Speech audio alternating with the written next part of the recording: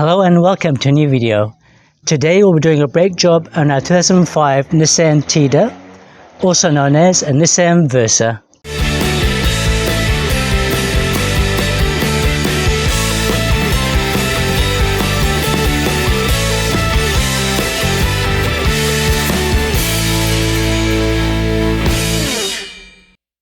So this job applies for Nissan Versas between 2004 to 2019. On this car the rotors are okay, so we're not going to change rotors, we're only changing the pads. It's a job you can easily do at home, so let's get started. First, you need the brake pads. Be aware that the 1.5 litre Tiida and the 1.8 litre Versa have different size pads. And I'll put a link in the description below if you wanted to buy some. And when you're changing brake pads, make sure you do both sides at the same time. Put your emergency brake on and block the back tyres, just to make sure the car doesn't go for a wander while you're working on it. Now raise the car up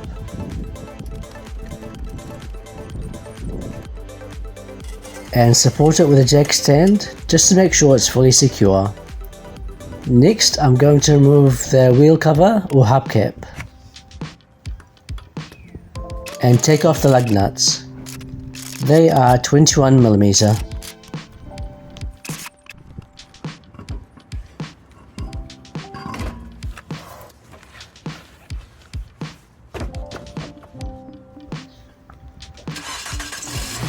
Turn the car on and turn the wheel so that the calipers are pointing out to give you better access. Take off the lower screw holding the caliper in place and leave the upper screw on.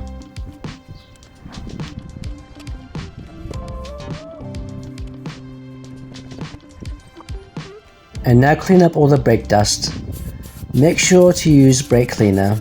Link will be included in the description if you wanted to get some. Loosen up the caliper and leave it in the up position. And remove the pads. Here's the new one compared with the old one. You can see the old one has about 10 to 20% of life left, so it's a good time to change it. And take the other side off. We're going to clean up the retaining clips because we're going to be reusing those clips.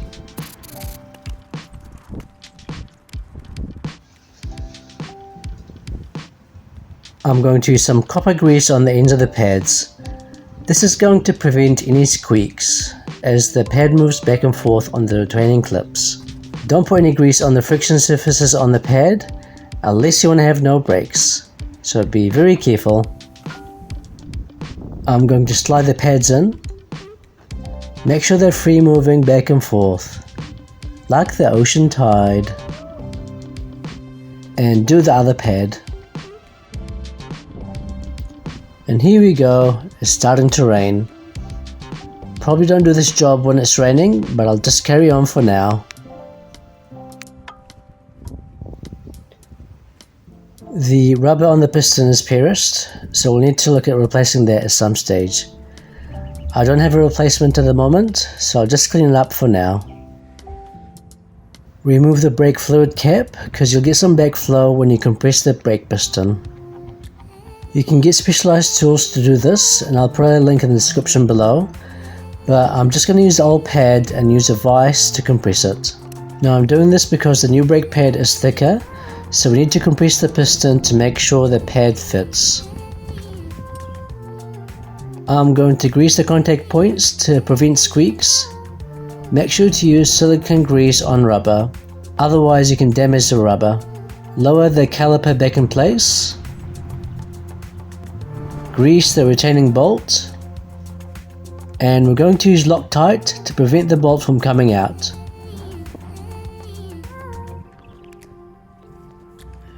Torque the bolt to 40 foot-pounds.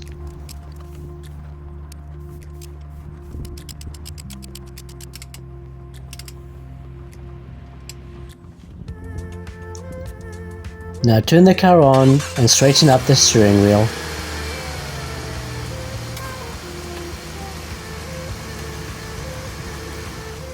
and put the wheel back on. And don't forget your lug nuts if you want your wheel to stay on.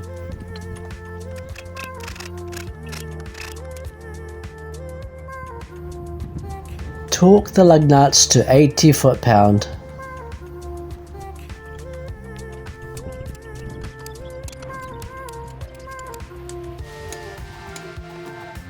And put the hubcaps back on and call it a day.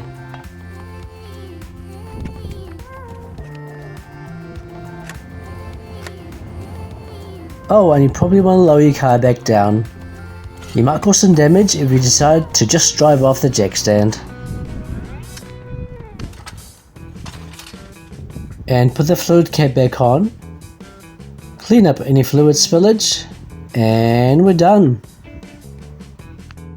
Thank you for watching. Don't forget to subscribe, and I'll see you in the next one.